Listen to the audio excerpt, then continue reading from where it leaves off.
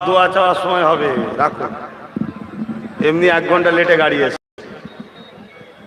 এই মিডিয়া মানুষ বসো। তোমরা এই জলসার মাহফিলে কেন আসো তোমরা? হ্যাঁ, ও আসসালামু আলাইকুম। সকলে বসবেন, দাঁড়িয়ে থাকবেন না ভাই, গিয়ে বসুন। এটা একটা ধর্মীয় ইসলাম ধর্মের আলোচনার মাহফিল। যদি আপনাদের কারণ হয় যে আপনি তো রাজনীতি করছেন, আবার ইসলাম ধর্মের মাহফিলে এসেছেন, অন্য অন্য নেতারা যেমন রাজনীতি করে তা ধর্মীয় কাজ করে, আমি রাজনীতিও করছি, এটা আমার ধর্মীয় কাজ, তাই ধর্মীয় কাজ করতে এসেছি। কথা বুঝে আসছে? আমার বাংলার যারা আরো নেতারা আছে, যারা হিন্দু ভাই, হিন্দু ধর্মের কাজ করে, তারা রাজনীতিও করে। যারা অনেক মুসলিম আছে, তারা মুসলিম হিসাবে তার ধর্মের কাজ করে, আবার রাজনীতিও করে। তা আমি একজন ইসলাম ধর্মের ঘরের ছেলে। এই সরো, সব সময় মাথা গরম। অতএব আমি আমার ধর্মীয় কাজও করব আর রাজনীতির প্রশিক্ষণও দেব। আমি তো রাজনীতি করছি, রাজনীতির প্রশিক্ষণ দিচ্ছি। আমি কোনো নেতা লিডার নয়, আমি নেতা লিডার বানাচ্ছি, প্রকৃত রাজনীতি যেটা হয় সেটা করছি। তাই প্রথমেই বলে নিলাম, কেন আপনারা ভাবতে পারেন যে হুজুরের ছেলে, তিনি তো শুনছি আজকাল রাজনীতি করছে, তা আবার জলসার মাহফিলে কেন আসবে? আমি হুজুর ছিলাম, আছি, আল্লাহর জান্নাত পর্যন্ত হুজুর হিসাবেই যাব। যত দুনিয়া সবাই মিলে আমার পিছনে লাগলেও হুজুর থেকে আমায় বাদ দিতে পারবেন ইনশাল্লাহ। দ্বিতীয় নম্বর কথা, আমি আমার দেশবাসীকে, আমার রাজ্যবাসীকে ন্যায়, সত্য, ইনসাফ, ইনসানিয়াত, মানবতা, দেশ সেবা, দেশবাসীর সেবা, প্রকৃত যে রাজনীতি, ওই রাজনীতির শিক্ষাও দেবো। এটা থেকেও আমাকে কেউ রুখতে পারবে না। কেন, আজ প্রকৃত যদি রাজনীতিবিদ থাকতো, প্রকৃত যদি রাজনীতির লোক থাকতো, একেবারে নেই বলবো না, তবে খুব সংখ্যা কম, তাহলে গতকালকে ফুরফুরা শরীফের ইসহাক সিদ্দিকী আপনাদের পাশের থানা পাঁচলা জলসা করতে এসেছিল, টিএমসি পার্টির লোকেরা তার সঙ্গে দুর্ব্যবহার করেছে। আজকে বাংলার মুসলমান, বাংলার হিন্দু, দলিত, আদিবাসী সবাইকে জানতে চায়, ফুরফুরার পীর আবু বকর যেমন একদিকে ইসলামের সংস্কারক ছিলেন, যুগ সংস্কারক ছিলেন, তেমন তিনি স্বাধীনতা সংগ্রামীও ছিলেন, দেশপ্রেমিক ছিলেন। আজকে তার ঘরের উত্তরসূরি আমার বাংলায় নিরাপদ নয়। এই টিএমসির আমলে এই টিএমসির ব্যবস্থা বাংলার মানুষের করা দরকার আছে না নাই? এবারে বলবেন আপনি উঠেই করে নিলেন, আপনি আমার ভাইকে আটকাবেন, আমার ভাইকে ডিস্টার্ব করবেন, আপনাকে ঘা খেতে হবে না? আপনি আপনার ঘর সামলান। আমার তো মনে হচ্ছে কোনো টিএমসি নয়, কেন টিএমসির লোকেরা বেশিরভাগ ফুরফুরার মানে যারা লিডার আছে ফুরফুরাকে খুব শ্রদ্ধা করে, বা ফুরফুরার দোয়াতেই তো তারা বড় হয়েছে, ঠিক না বেটি? আমার মনে হয় এরা টিএমসি সেজে বিজেপির কাজ করছে। আর না, এতে তো টিএমসির বদনাম হচ্ছে নাকি? এই যে কথাটা বললাম, স্বাভাবিক, যে যতই টিএমসি করুক তার কাছে আগে যদি মুসলমান হয়, তার কাছে আগে ইমান, ঠিক না বেটি? তার গায়ে লাগবে না যে আমার পীরের বাচ্চা কিরম করলো, ধর করবো যা। কি যারা সরল প্রাণ ভোটার, তারা তো এই পার্টি থেকে কোনো ইনকাম নেই, তারা ভোট দিয়েই যায় শুধু, তাদের মনে আঘাত হবে না? হবে না। এইগুলো করছে কেন? এখানে একটা ডাউট ব্যাপার আছে। তো যাক, তা আবার আমি আজকে এসেছি, তো তোমাদের এলাকায় কারো কিছু শখ আছে নাকি? আমার সঙ্গে কিছু করার শখ আছে? যদি শখ থাকে করো, অসুবিধে নেই। কথা বুঝে আসছে না? কেন গতকালকে যাচ্ছিলাম, কোন একটা জায়গায় মিটিং মনে হয় ওদের ছিল, যাচ্ছে দেখি এক জায়গায় সব বেশ 200-250 ছেলে জড়ো হয়েছে, মিটিং এ যাবে। তার মধ্যে যখন আমি গাড়িটা দিয়ে যাচ্ছি, একটা মোটরসাইকেল পড়ে গেছে রাস্তার উপরে, ভিড় হয়ে গেছে তো রাস্তার উপরে দাঁড়িয়ে আছে 200-250 জন, গাড়িটা নিল ওখান থেকে অন্য জায়গায় যাচ্ছে। কাজটা নেবি বলছে এই মোটরসাইকেলটা সাইড কর। একজন বলছে এই ভাইজান যাচ্ছে রে, গাড়িটা ভেঙে দে, গাড়িটা ভেঙে দে। এদিকে ভাইজানও বলছে এই সুযোগে গাড়িটা ভেঙে দে। আমি শুনিনি অবশ্য গাড়ি ভাঙার কথা, আমার সাথের লোক বলছে। বাকি কিন্তু সবাই দেখি হাতটা লাড়া দিচ্ছে, আমি হাত লাড়া দিচ্ছি, হাসছে, বাকি সবাই দেখলাম। 2-1 জন বলছে এরকম দ্বারা, তার মানে কিছু বুঝতে পারছেন? তার মানে ভেতরে ভেতরে ভেতরে ভেতরে সব রেডি আছে, কিন্তু এখন মুখ খুললে কেস খেয়ে যাওয়ার ভয়ে সব চুপচাপ আছে, ভেতরে ভেতরে সব রেডি হয়ে গেছে। তো যাক, এসেছি দুয়ার মাহফিলে, কি উপলক্ষে করছে এক বিরাট ইসলামিক জলসা। ইসলামিক কিছু আলোচনা করবো, আপনাদের অসুবিধা শুনতে? ইসলাম কমপ্লিট না আনকমপ্লিট? তো কমপ্লিট যেমন আপনি কিভাবে সংসার করবেন ইসলামে আছেন না নাই, কিভাবে ব্যবসা করবেন, নামাজ কিভাবে পড়বেন, রোজা কিভাবে করবেন, হজ কিভাবে করবেন, দেশ কিভাবে চালাবেন, ওটা আছে না নাই? তাহলে দেশ চালাবার কথা ইসলামে আছে তো? রাজনীতির কথা ইসলামে আছে না নাই? তো ইসলামে কি আলোচনা হবে, রাজনীতির কথা হবে? অসুবিধা আছে? কেন ইসলামে তো রাজনীতির কথা আছে বলছেন। যদি বলেন নেই তো তাহলে বলুন, বলবো না। আর যদি বলেন ইসলামের কথা রাজনীতিতে নয়, তাহলে ইসলাম আনকমপ্লিট, কমপ্লিট নয়। আপনাকে দুটোর মধ্যে একটা স্বীকার করতে হবে। রাজনীতির কথা ইসলামে আছে না নাই? যদি কেউ বলে রাজনীতির কথা বলা যাবে না ইসলামিক মাহফিলে, তাহলে তাকে প্রথম বলতে হবে যে ইসলামে রাজনীতির কথা নেই, তাই বলা যাবে না। আর যখনই সে বলবে ইসলামে রাজনীতির কথা নাই, তার মানে হলো ইসলাম আনকমপ্লিট, কমপ্লিট নয়। কিন্তু কোরআন বলছে ইসলাম কমপ্লিট হয়ে গেছে। জোরে বলুন সুবহানাল্লাহ। ইসলাম মানে কি? শান্তি। কি শান্তি? আরবি কথা সালাম থেকে অর্থাৎ শান্তি। যে যে কাজ করলে শান্তি হবে সেই কাজেরই শিক্ষা ইসলাম দিয়েছে। রাষ্ট্রকে শান্তি রাখতে গেলে কিভাবে করতে হবে সেই শিক্ষা ইসলামে আছে না নাই? রাষ্ট্রবাসী, জনপ্রতিনিধি যারা হবে, তার প্রজাদের ঘরে তার জনগণকে কিভাবে নিরাপদে রাখতে হবে সেই কথা ইসলামে আছে না নাই? অতএব ইসলামিক স্টাইল এখানে বলবো, আর যখন আইএসএফ এর ব্যানার হবে ডাইরেক্ট সংবিধানের স্টাইলে বলবো। রুকার কোনো জায়গা নেই বাপ। কি গো আব্বারা, রুকার জায়গা আছে? তা আসুন আলোচনা হবে, তার আগে আমরা ধর্মীয় স্টাইলে একবার দরুদ শরীফ পড়ি। আল্লাহুম্মা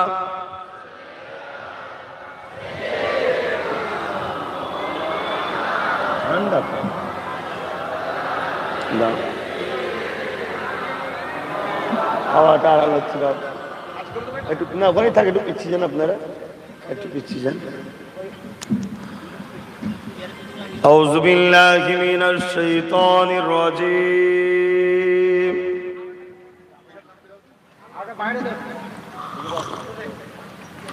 বিসমিল্লাহির রহমানির রহিম।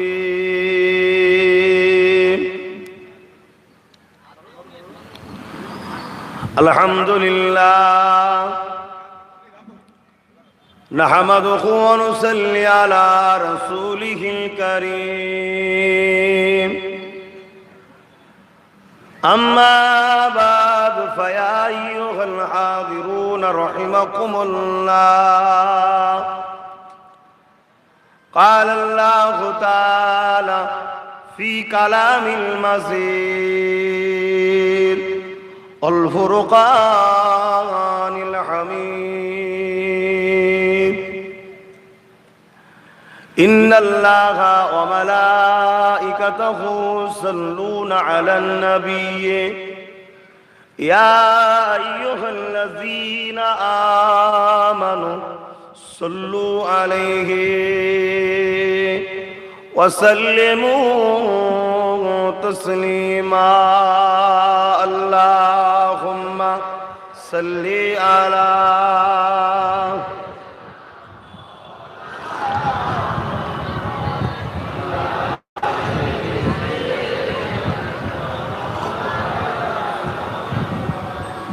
আমার আব্বারা ভাইরা, দুদিনের দুনিয়ার মেহমান আমরা। আজ আছি কাল নাই, চলে যেতে হবে সবাইকে একদিন মহান স্রষ্টার ডাকে। তিনি প্রশ্ন করবেন, জমিন আমার ছিল, আসমান আমার ছিল, চাঁদ আমার ছিল, সূর্য আমার ছিল, এই কায়নাত আমি বানিয়েছিলাম, তোমাদেরকে দুটো চোখ দিয়েছিলাম, হাত দিয়েছিলাম, কান দিয়েছিলাম, পা দিয়েছিলাম, কিডনি দিয়েছিলাম, হার্ট দিয়েছিলাম, কত সুন্দর করে তোমাদেরকে বানিয়েছিলাম। দুনিয়ার জমিনে তোমাদেরকে পাঠিয়েছিলাম শুধুমাত্র ইল্লা লিয়াবুদুন, আমি স্রষ্টা রব্বুল আলামিন, আমার দাসত্ব করার জন্য। জোরে বলুন সুবহানাল্লাহ। প্রশ্ন এটাই, মহান স্রষ্টার দাসত্ব কি? এক কথায়, যে কাজ করলে মহান স্রষ্টা খুশি হবে সেটাই হলো মহান স্রষ্টার দাসত্ব, যেটা করলে অখুশি হবে সেটাকে ছেড়ে দেওয়াটাও মহান স্রষ্টার দাসত্ব। বলুন সুবহানাল্লাহ। এবারে কোনটা মহান প্রভু করলে খুশি, কোনটা করলে খুশি নয়, জানবো কি করে? তাই যুগে যুগে তিনি দুটো করে জিনিস পাঠিয়েছে, একটা হলো আসমানি কিতাব, আর একটা হলো সেই কিতাবটা বুঝাবার জন্য একজন করে মহান মানব নবী রাসূল পয়গম্বরদের পাঠিয়েছেন। আজ থেকে ১৫০০ বছর আগে যখন জাহিলিয়াতের যুগ চলছিল, তখনকারের রাজা নেতা ছিল আবু জেহেল, উতবা, সাইবা, আবু লাহাব। এরা মানুষের বাক স্বাধীনতাকে কেড়ে নিয়েছিল, নারীগুলোকে ব্যবহার এবং হত্যা করতে লাগলো। এমন করে মহিলা সন্তান জন্ম হলে তাদেরকে জ্যান্ত দাফন করতে লাগলো। এই দুর্নীতি, বর্বর, অত্যাচার, জালিম নেতাদের হাত থেকে মহান স্রষ্টা মনুষ্য জাতিকে বাঁচাবেন বলে সর্বকালে সর্বশ্রেষ্ঠ নিয়ামত মনুষ্য জাতির মুক্তিদাতা করে মুস্তাফা জানে রহমতকে পাঠিয়েছিলেন। জোরে বলুন সুবহানাল্লাহ। তিনি দুনিয়ার বুকে আসলেন, তিনি দুনিয়ার বুকে এসে মানুষকে বুঝাতে লাগলেন, এ দুনিয়ার মানুষেরা, তোমাদের প্রভু, তোমাদের স্রষ্টা হলো একজন, তিনার উপাসনা করো। এবং তিনি জানিয়েছেন, নারী অশুভ নয়, নারী তো কল্যাণ আনে, নারী তো মুক্তি আনে। যার ঘরে নারী হয় তার ঘরে মহান প্রভু রহমত ও শান্তির খবর পাঠায়। বলুন সুবহানাল্লাহ। এইভাবে ১৫০০ বছর আগে জালিম নেতাদের হাত থেকে মুহাম্মদ সাল্লাল্লাহু আলাইহি ওয়াসাল্লাম তিনি নারীদের ঘরে বাঁচিয়েছে।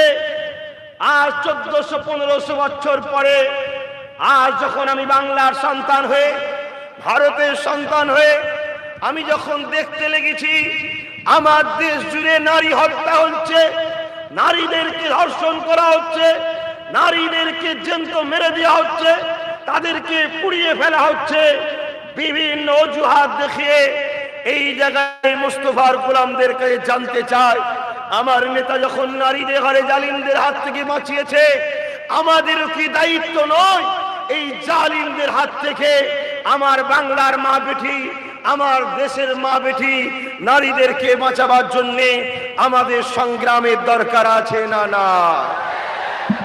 এই সংগ্রামটাকে কেউ যদি রাজনীতি বলে তো রাজনীতি, যে ভাষায় তুমি লেবে লাও, আমার অসুবিধে নাই। কিন্তু আমার নেতা আমায় শিখিয়েছে নারীদের ঘরে বাঁচাতে হবে। তিনি বাঁচিয়েছেন, সংগ্রাম করেছেন, রক্ত ঝরেছে তিনার এই নারীদেরকে বাঁচাতে গিয়ে। আজকে যদি আমাদেরও মা বেটিদেরকে বাঁচাতে গিয়ে আমাদেরও রক্ত ঝরে, আমরা রক্ত দিতে রাজি আছি, মা বেটিদেরকে বাঁচাবো আমরা, এই অঙ্গীকারবদ্ধ আমরা হচ্ছি।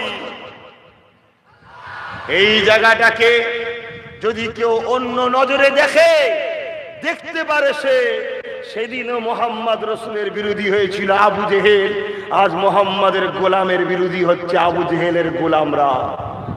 ঠিক না বে ঠিক? আমাদের প্ল্যাটফর্ম ঠিক করতে হবে। হিন্দু নয়, মুসলমান নয়, দলিত নয়, আদিবাসী নয়, মোহাম্মদ রসুল নারীদেরকে অধিকার দিয়েছে।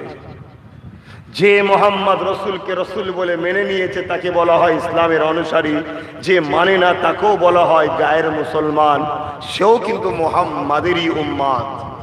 কথা বুঝে আসছে? আমার রসুল শুধু মুসলিম নারীকে বাঁচিয়েছে তা নয়, তিনার মিশন ছিল নারী ভোগের জিনিস নয়, নারী কলঙ্ক নয়, নারী হত্যা বন্ধ করো, নারী কুতা বন্ধ করো, নারীদের উপরে জুলুম বন্ধ করো, এটাই আমার রসুলের মিশন ছিল। আর 1400 বছর পরে নবীর গোলাম আপনাদের ঘরেও সাথে নিয়ে চলছি। পণ বন্ধ করো, নারী রেপ বন্ধ করো, মায়ের পেটে মহিলা সন্তান হলে আল্ট্রাসোনোগ্রাফি করে দেখে ওই বাচ্চা নারীদেরকে হত্যা বন্ধ করো, নারীদেরকে বাবা সম্পত্তির অধিকার দাও, নারীদেরকে মর্যাদা দাও, নারীদেরকে বাঁচার স্বাধীনতা দাও, নারী ভোগের জিনিস নয়। এই মিশনে আমার সাথে লড়াই করতে কারা রাজি আছেন? হাত তুলে দেখা। এই হাত কোনোদিন পিছিয়ে যাবে না তো? এই হাত কোনোদিন কোনো ভয়কে খেয়ে পিছিয়ে যাবে না তো? কোন শয়তানের রক্ত চক্ষু থেকে আমরা সরে যাব না তো? আমরা ইনকিলাব তৈরি করব তো? আমরা বাংলার মা বেটিদের সুরক্ষা দেব তো? এটা করা কি আব্বাস সিদ্দিকীর অপরাধ? পীরের বাচ্চা কেন করবে? যখন আমি শিয়ালের কাছে মুরগি পুষতে দেবো, ভাই মুরগি নিরাপদ থাকে। এখন শিয়াল ভরে গেছে বলেই তাই তো আমি দায়িত্ব নিচ্ছি।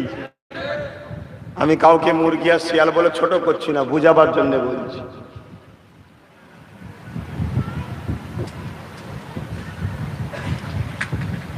ভাইয়েরা আমার, ধর্মীয় মাহফিল, তা ইসলামের অ্যাঙ্গেলেই বুঝাচ্ছি। আমার নেতা 1500 বছর আগে, আপনাদেরও নেতা তো নাকি? মানেন তো? একটা জবানে কটা কথা হয়? যার নীতি একটা তার কথা একটা, যার নীতি দুটো তার কথা দুটো। আর নীতিহীন মানুষ, সুরাতে সকলে মানুষ, কিন্তু পশুর থেকে তার মধ্যে পার্থক্য কিছু নাই। নীতি যার মজবুত নাই তার কোনো দাম নাই। আমি কম ঝড় ঝাপটা আমার উপরে আসছে তা নয়, কত ঝড় ঝাপটা, আমি কিন্তু আমার নীতিতে দাঁড়িয়ে আছি। আজ আমার শরীর কখনো কখনো মাথা চক্কর দিচ্ছে, দেখি শরীর দিকে কাঁপছে, টেনশন টেনশন। আমি ভেবেছিলাম মে মাসের দিকে ভোট হবে, এখন অনেক গুছোতে হবে, আমার মাত্র এখনো 2 মাস হয়নি আমার দল, ঠিক না বেটি? হঠাৎ করে বললো ভোট হবে। ঠিক আছে, আপনারা বলেছেন, আপনাদের কথা তো অমান্য করতে পারি না। হঠাৎ করে আমি জানি ভোটার সব রেডি, কিন্তু অনেক কিছু আরো প্রসেসিং থাকে না। কালকে প্রায় 1টা পর্যন্ত জেগে এই সব কাজ হচ্ছে। ফজরের বেলা উঠেছি, নামাজ পড়েছি, চোখ খুলে রাখতে পারিনি, আবার শুয়ে পড়েছি। 8:30 উঠেছি, আবার নামাজ পড়ে শুয়ে আবার 8:30 উঠেছি। উঠে সেই থেকে আবার চলছে, একটার পর একটা ফোন, কোথা কি সমস্যা সব হচ্ছে, কিন্তু নীতি হারা এখনো হয়নি। এখনো লোক বলছে চিন্তা ভাবনা করে দেখেন কি করবেন, কিছু নিয়ে সরে যান না। কথা বুঝছেন না? কিন্তু আমি চিন্তা করে দেখছি, ধরুন আমি কিছু নিয়ে সরে গেলাম, কিন্তু আমাকে কবরে যেতে হবে তো নাকি? আল্লাহর কাছে জবাব দিতে হবে তো নাকি? আমি পথ ভ্রষ্ট যদি হই, নীতিহারা যদি হই, আমি পরকালে নাজাত পাবো, এই ভয়টা আমার অন্তরে আছে। আল্লাহ যেন মরণ পর্যন্ত রাখে, বলুন আমিন। কিন্তু আপনাদের ঘরে বলছি, আপনারা সামান্য ধাক্কা খেয়ে পিছিয়ে যাবেন না তো? আর তো হাতে গোনা 28 থেকে 30 দিন আছে রে বাবা, এত কষ্ট তো করলেন। জীবনের মতো স্বাধীন পেয়ে যাবেন, মুক্তি পেয়ে যাবেন, স্বাধীনতার স্বাদ পাবেন ইনশাল্লাহ। চ্যালেঞ্জ দিচ্ছি, যার হাতে জিরো সে যদি এত পাওয়ার নিতে পারে, তার হাতে যদি কিছু অঙ্ক আল্লাহ দেয় তাহলে সে কি পাওয়ার নিতে পারবে? বাকি সব কটাই ভাবছে। তবে কেউ একজন সহানুভূতি দেখিয়েছে, আমারও ঈমান বলে হাল জাযাউল ইহসান ইল্লাল ইহসান। কেউ যদি বিনিময় দেখায়, আমারও বিনিময় দেখানো দরকার। হঠাৎ করে তবে একটাই কথা মনে রাখবেন, শুধুমাত্র বিনিময়, এটা মাথায় রাখবেন। তো ভাইয়েরা আমার, যে কথা বলছিলাম ইসলামিক মাহফিল, তাই ইসলামিক আলোচনা, তাই তো নাকি? আমি প্রথম যে আলোচনাটা করলাম ইসলামের বাইরে করলাম। চলে আসেন, আজ থেকে ১৫০০ বছর আগে হযরত প্রফেট মুহাম্মদ সাল্লাল্লাহু আলাইহি ওয়াসাল্লাম তিনি দেখলেন মানুষ জাতিকে তৎকালীন নেতারা কৃতদাস বানিয়ে দিয়েছে। গলায় বেড়ি পরিয়ে, পায়ে শিকল দিয়ে বাজারে তাদের ঘরে বিক্রি করা হতে লেগেছে। আর ধনী লোকরা এসে তাদেরকে কিনে নিয়ে যাচ্ছে, নিয়ে গিয়ে কৃতদাস বানিয়ে তাদের উপরে জুলুম অত্যাচার করছে এবং নারীগুলোকে রাখেল বানিয়ে তাদেরকে শারীরিক অত্যাচারও করছে, হত্যা পর্যন্ত করে দিচ্ছে। আমার বড় ভয় হয়, ১৫০০ বছর আগে এই যে কৃতদাস প্রথা ছিল, হযরত মুহাম্মদ সাল্লাল্লাহু আলাইহি সাল্লাম তিনি আওয়াজ তুলেছিলেন, মানুষ কখনো মানুষের দাস হবে না, মানুষ কখনো মানুষের গোলাম হবে না, মানুষ কখনো মানুষের দাসত্ব স্বীকার করবে না। দাসত্বের শিকলকে ভেঙে দিয়ে এই মানুষ জাতিকে মুহাম্মদ সাল্লাল্লাহু আলাইহি সাল্লাম মুক্তি দিয়েছিলেন, আজাদ দিয়েছিলেন। কে মুসলমান, কে হিন্দু, কে আদিবাসী, কে দলিত, কে কোন ধর্মের, ওটা দেখেন, মানুষ জাতিকে কৃতদাস থেকে মুক্তি দিয়েছিলেন মুহাম্মদ রাসূল। আজ আমি যখন দেখছি আমার জ্ঞানে, আমার বিবেকে এনআরসি, এনপিআর, সিএ এটা একটা কৃতদাস বানাবার প্ল্যান আজকের দিনে। তাই মুস্তাফার গোলাম হিসাবে বাংলার অলিতে গলিতে আওয়াজ তুলেছি, মানুষ কখনো মানুষের গোলাম হবে না, মানুষ কখনো মানুষের দাস দাসী হবে না। মানুষ সবাই সমান, ধনী হোক আর গরিব হোক, কালো হোক আর ফর্সা হোক, যে কোন ধর্মের, কে কোন জাতের, ওটা তার ধর্ম, তার জাত তার কাছে। কিন্তু আমরা সবাই এক স্রষ্টা, এক প্রভুর সৃষ্টি যখন, তাহলে আমাদের মধ্যে এই বিধাভেদ থাকবে না। এই কৃতদাস প্রথাকে ভেঙে চুরমার করে দিয়ে আমাদের ঘরে এই নিরীহ মানুষগুলোকে মুক্তি দিবার জন্য, সংগ্রামের জন্য, লড়াইয়ের জন্য তৈরি হওয়া দরকার আছে না? না, আজ আমার লক্ষ্য, আমার চিন্তা, আমার জ্ঞানে মানুষকে ডিভোটার করে দিয়ে তাদের নাগরিকত্বকে কেড়ে নিয়ে তাদেরকে ক্যাম্পে ভরে তাদেরকে ওই বাজারে নিয়ে যাওয়া হবে। বড় বড় অর্থশালীরা আসবে, তাদেরকে কিনবে, তাদেরকে কিনে নিয়ে যেয়ে নিজেদের দাস দাসী বানিয়ে রাখবে, তাদের শারীরিক নির্যাতন করবে, তাদেরকে পশুসুলভ ব্যবহার করবে, ওই গরিবের ছেলে মেয়েগুলোকে হত্যা করবে। ভোটারকে মারলে কোনো কেস কামারি হবে না। এই মনুষ্য জাতি বিপদে পড়েছে। এখানে জাত নয়, ধর্ম নয়, আল্লাহর সৃষ্টিকে বাঁচাবার জন্য আজ আব্বাস সিদ্দিকী এই সংগ্রামের ডাক দিয়েছে।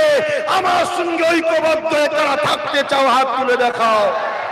ইহা সত্য না মিথ্যা? ইহা সত্য না মিথ্যা? এই লড়াইয়ে কামিয়াব হতে গেলে যে শক্তি দিয়ে তারা আমাদেরকে গোলাম বানাচ্ছে, সেই শক্তি দখল করতে হবে। সেই শক্তিটা হলো রাজ শক্তি, যেটা দখল করা দেশ, সংবিধান, ইসলামে হারাম নয়, অধিকার আছে। তাই আমরা দখল করব, রাজি আছে। কি গো, অসুবিধে হচ্ছে? মানুষ জাতি আজ বিপদে পড়ে আছে, আর আমি হুজুর গদিতে বসে তসবি টানবো না? এই হুজুর হওয়া যাবে? আমার রাসূল পাক সাল্লাল্লাহু আলাইহি ওয়াসাল্লাম মানুষ জাতিকে বাঁচাবার জন্য তিনি ময়দানে পর্যন্ত নেমেছে, লড়াইয়ের মাঠে পর্যন্ত চলে গেছে। ঠিক না বেটি? আমি নবীর থেকে বড় হুজুর নাকি? প্রেস্টিজে লাগছে, প্রেস্টিজ বেরিয়ে পড়বে, যখন কোমরে বেড়ি দিয়ে টেনে যাবে। আজ কমজোর গুণাকে মারছে, কমজোর যখন শেষ হয়ে যাবে, যারা তোমার বডিগার্ড তারা যখন শেষ হয়ে যাবে তখন তোমার কোমরে বেড়ি দেবে। অতএব সময় থাকতে থাকে ইমাম, মলি সাহেব, পীর সাহেব, সব সাহেব নাবো। অবস্থা খারাপ, মনে রেখে দিও। টাকা রিপিট আর উপিট সব বেটায়, সব ডিসিয়াল একই ডাকে না আলাদা ডাকে। অতএব সবারই অন্তরে একটাই কথা আছে, গরিব মারো, গরিব লোটো, গরিবকে বাঁচতে দিও না। যত গরিবই বাড়বে তত জালিম নেতার উপকার হবে। 200 টাকায় ভোট তখন দরকার নেই, একটা মদের বোতলেই ভোট হয়ে যাবে। 1 কেজি গোস্ত কিনে দিলেই ভোট হয়ে যাবে, 1 কেজি চাল কিনে দিলেই ভোট হয়ে যাবে। গরিব তো যা একবেলা খেতে পারি ভাই, একটা ভোট যদি একবেলা খাওয়া যায়, ওই মেরে দিয়েছি একটা। এই জন্যে বড় প্ল্যান করে তথাকথিত দুর্নীতিবাজ নেতারা আমাদের থেকে শিক্ষা কাটছে, আমাদের ঘরে মূর্খ বানাচ্ছে, আমাদের ঘরে গরিব বানাচ্ছে। আজকে বলুন, শিক্ষা থেকে কেউ যদি আমাদেরকে সরাতে চায়, তারা আমাদের বন্ধু না দুশ্মন? চিৎকার দিয়ে বলবেন। আজকে দুশ্মনের কখনো সাথ দেওয়া যেতে পারে না। যেখানে শিক্ষা নয় সেখানে কখনো ভবিষ্যৎ হতে পারে না, উন্নতি হতে পারে না, ভালো চিন্তা হতে পারে না, ভালো সৎ মানুষ হতে পারে না, সভ্যতা হতে পারে না। শিক্ষাই মানুষকে সভ্যতা দেয়। আজকে সালাউদ্দিন আইনি বলছেন, কোন সমাজ জাতিকে তুমি যদি যুদ্ধ ছাড়া মিটিয়ে দিতে চাও, ওই জাতিকে দুটো জিনিস করো, এক মূর্খ বানাও আর একটা বিহায়া বানিয়ে দাও। আজকে খেয়াল করে দেখুন, মুসলিম দলিত আদিবাসী যেখানে বসবাস বেশি ওখানে মদের আড্ডা বেশি। মুসলিম দলিত আদিবাসী যেখানে গরিবদের বসবাস বেশি ওখানে দেখুন ফাংশন, মেলা, যাত্রা, সিনেমা বেশি। ওখানে কিন্তু শিক্ষার কোনো গন্ধ পাওয়া যাচ্ছে না। ঠিক না বে ঠিক? এটা বড় প্ল্যান। যুদ্ধ ছাড়া মিটিয়ে দিবার প্ল্যান হলো শিক্ষা থেকে সরাও আর বিহায়াতে না বিয়ে দাও।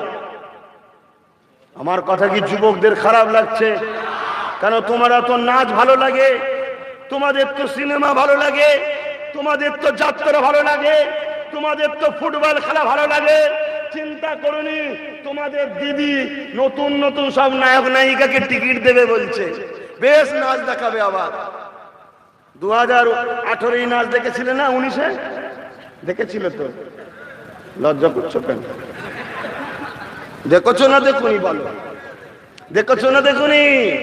ওই নাচতে নাচ দেখছো, ওইদিকে 18টা অন্যদিন চলে যাচ্ছে। তুমি তো নাচেই পাগলা আছো।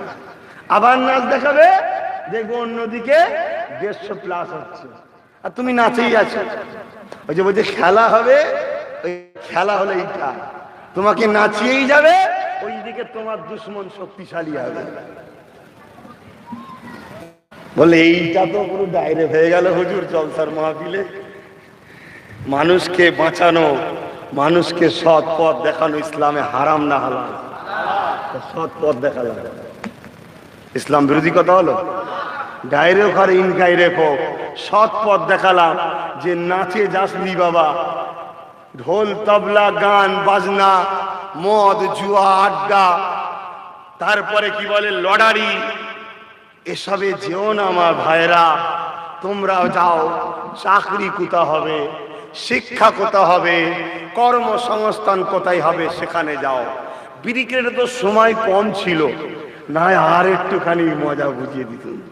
ওই যে নবান্ন, ওটা তোমরা জানো, হাওড়া জেলার মানুষ জরি শিল্পের জন্য বিগত সরকার করেছিল, জরি শিল্প এবং সোনাওয়ালাদের জন্য হাত করেছিল, ওটা জানো?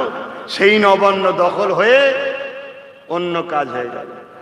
ওটা তো তোমাদের জন্য, জরি শিল্পওয়ালা এবং সোনাওয়ালাদের জন্য এটা করেছিল বিগত সরকার। তোমরা জানোই না? জানো? সত্যি করে বলো, জানো? গত কয়েক মাস আগে 24টা চাকরি দিয়েছে, তার মধ্যে মুসলমান কটা জানো?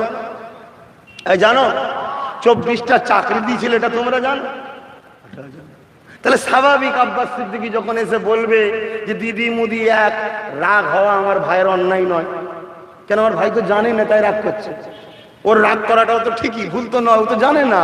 ও তো জানে বেশ ঘুমটা যে দোয়া করলো আব্বাস সিদ্দিকী তার বিরুদ্ধে বলছে, ও তো ওই দোয়াটা দেখেছে। আসসালামু আলাইকুম, আসসালামু আলাইকুম, ও ভাবছে সালাম দিল তো। আসসালামু আলাইকুম তোমার উপরে আল্লাহর রহমত হোক, আর আসসালামু আলাইকুম তোমার উপরে মৃত্যু বর্ষণ হোক। একটু চেপে দিও আর একটা মুখ খুলে বলা, দুটোর মধ্যে পার্থক্য আছে না নাই? তা তোমার তত বুঝার ক্ষমতা নেই। এসে বলছে কি একটা এসে বলে না আসসালামু আলাইকুম, আমরা ভাবলাম এই তোমাদের দরদের দাদা এসে গেছে, দরদের দিদিকে কত সালাম দিল দেখলি, অত বলছে তোর মৃত্যু কামনা হোক, ওই মানেই বুঝে। আর আব্বাস সিদ্দিকী বললে তখন খেপে যাবে, এটা স্বাভাবিক। তবে একটা কথা বলি, তোমাদের বিশ্বাস হয়নি ছেলেটার উপরে? হ্যাঁ, তোমাদের ঈমান কোথায়?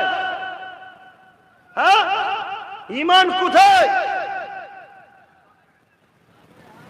আজ বাঁচাবার জন্য একজন নেমেছে, হাত বাড়াচ্ছে, তোমরা যদি না ধরো তাহলে বিপদগ্রস্ত হতেই হবে। অতএব খুব সতর্ক হও, খুব সতর্ক হও। যারা অভিনয় করে, অভিনয় বোঝেন তো, অভিনয় করাটা কি হাকিকাত না নাটক?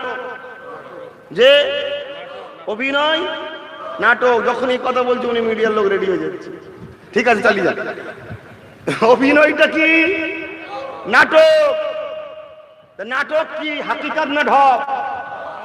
যাদের অভিনয়ের জিন্দেগি, তাদেরকে যদি আমরা আমাদের নিরাপদের দায়িত্ব দিই, তারা আমাদের সঙ্গে নাটক করবে না, এর কি সিকিউরিটি আছে? বিগত দিন আমরা দেখেছি যাদেরকে কয়েকজনকে দিয়েছিলাম, তাদের লোকসভাতে প্রেজেন্টের তাদের সংখ্যা হলো খুবই কম, অর্থাৎ তাদের হাজিরাটাই খুবই কম। তারা অভিনয় নিয়েই ব্যস্ত, মানব সেবা করবে কি করে?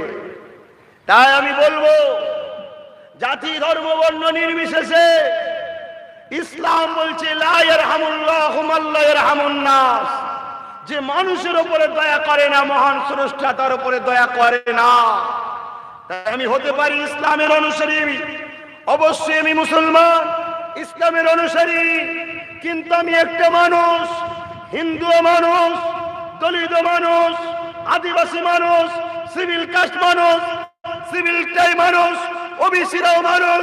প্রত্যেকটা গরিবেরই কষ্ট হয়, খিদে লাগলে সুমন। মুসলমানের আলাদা কষ্ট, হিন্দুর আলাদা কষ্ট, না কষ্ট সবার সমান। গরিবের মেয়েকে কেউ যদি মেরে দেয় যেমন কষ্ট, ধনীর মেয়ে মারা গেল তেমন কষ্ট, মুসলমানের মেয়ে মারা গেল যেমন কষ্ট, হিন্দুর মেয়ে মারা গেল তেমন কষ্ট। তাই মনে রাখবেন, আপনার এই ভোটটা আপনার দেশকে বাঁচাবে, আপনার এই ভোটটা আপনার বাচ্চার ভবিষ্যৎ তৈরি করবে, আপনার এই ভোটটা আপনার প্রজন্মকে শান্তি রাস্তা দেখাবে। অতএব ওই ভোটটাকে বিক্রি করবেন না। আপনি যদি ভোটটা বিক্রি করেন, কাল যারা আপনার ভোটকে কিনছে তারা কাল আপনার দেশকে বিক্রি করে দেবে।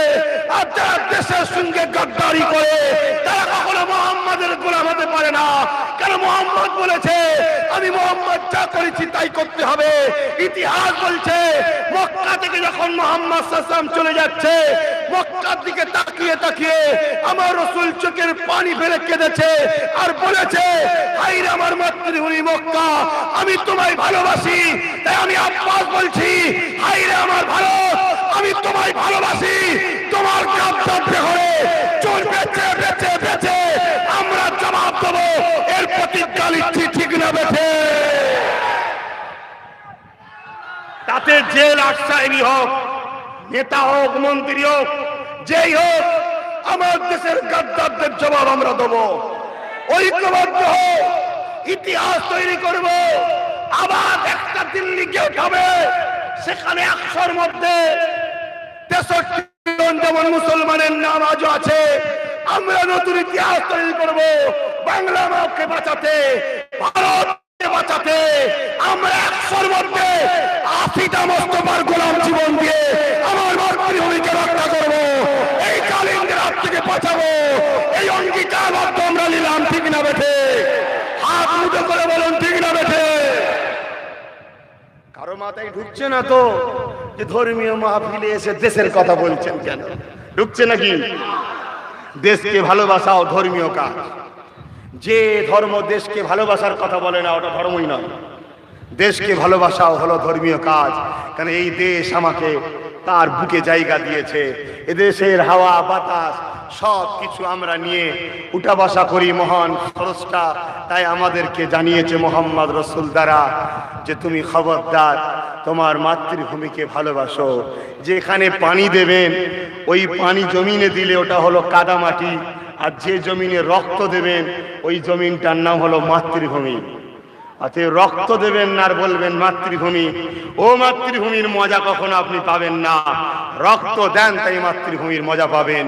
কত কয়েক ব্রিগেডে গিয়ে বলেছিলাম রক্ত দিয়ে হলো আমার মাতৃভূমিকে আমরা উদ্ধার করব, তার জন্য আমাদের শরীর যারা আছে তাদেরকে সাপোর্ট করব।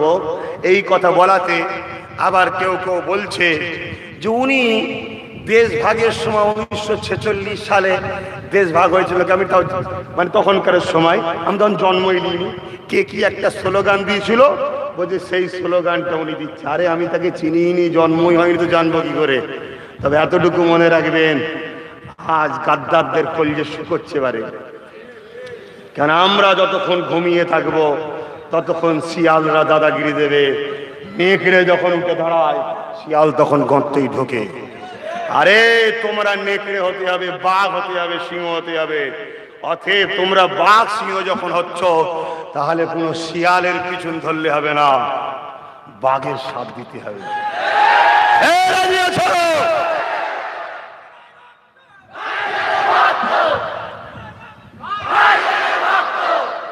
দেশ আমায় অধিকার দিয়েছে, আমি আমার মাতৃভূমির ভালোবাসায় একটা ভালো লোককে দায়িত্ব দেবো, তার জন্য একটা ভোট দেবো। অধিকার কে দিয়েছে?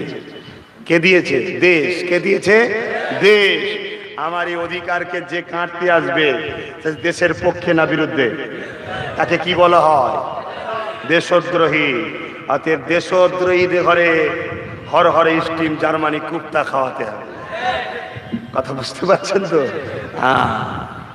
কথা বুঝতে পারছেন না? দেশদ্রোহীদের মাফ করবেন? কখনো নয়, মনে রাখবেন। অতএব আমাদের ঘরে যারা বাধা দেবে তারা দেশদ্রোহী। অতএব দেশদ্রোহী চিহ্নিত করো। দেশদ্রোহীদের ঘরে দেশ থেকে তাড়াতেই হবে। কথা বুঝে আসছো তো নাকি?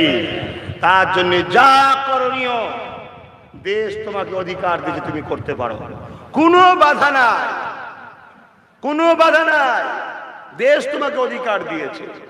এবারে ভালো কাজ করতে গেলে বাধা আসে না? আসে না?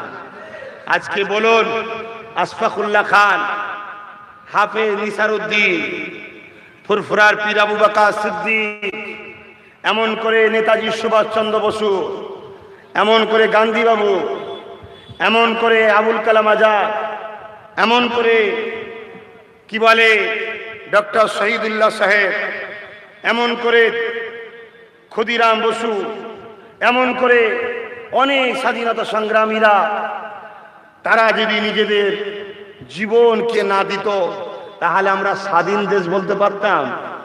অথচ আমার বাচ্চারা কি করে স্বাধীনভাবে বাঁচবে? এর জন্য তোমাদের ঘরে সত্য প্রতিষ্ঠিত করতে গিয়ে, নাই প্রতিষ্ঠিত করতে গিয়ে জীবন লাগলেও পিছপা হলে হবে না। ভাই খেয়ে যাচ্ছে, এই যুবকরা ঘাবড়ে যাচ্ছে। কাপুরুষ কবে মরে? কাপুরুষ কবে মরে? রোজ মরে। কাপুরুষ রোজ মরে, বারবার মরে, ঠিক না বলুন? আর বীর পুরুষ কখনোই মরে না, একবার মরলেও স্মৃতি হয়ে রয়ে যায়, তাহলে মুছে কখনো যায়? একটা মশা মারা গেলে তার কোনো চিহ্ন থাকে না, একটা মানুষ মারা গেল তার চিহ্নটা রয়ে যায়। ওই যে হাজী সলিমউদ্দিন সাহেবের কবর, চিহ্ন রয়ে যায়। আচ্ছা, মানুষ হয়ে মরো, মশা হয়ে মরো না, বীর হয়ে মরো, কাপুরুষ হয়ে মরো না। বাচ্চাদের ভবিষ্যতের জন্য লড়াই করো, মা বেটিদের ইজ্জতের জন্য লড়াই করো, মাতৃভূমির জন্য লড়াই করো, বেকার যুবকদের কর্মসংস্থানের জন্য লড়াই করো, কল কারখানা করে আমার দেশকে আগিয়ে নিয়ে যাওয়ার জন্য লড়াই করো। আর দেশকে ভালোবাসা বললাম, ইসলামী মাহফিল যখন বলবেন এসব বলছেন কেন? কি বললাম? রাসূলের সুন্নাত। কি বলেছি? হ্যাঁ, মুস্তাফা জানে রহমত মক্কাকে নিরাপদ করতে চেয়েছিল, মক্কাকে দুর্নীতি মুক্ত করতে চেয়েছিল, মক্কাকে নিরাপদের শহর করতে চেয়েছিল।